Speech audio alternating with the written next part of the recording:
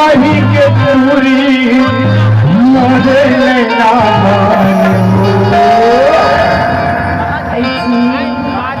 बताओ बताओ आवाज तो बोलो बैठे हैं लेकिन क्या बताओ दारू दे दे कुछ न दे दे दारू दे दे कुछ न दे दे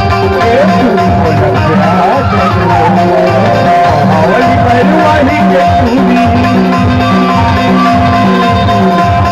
हवाली पहलवानी के दूरी मारे नैना दारू दे दे कुछ न दे दे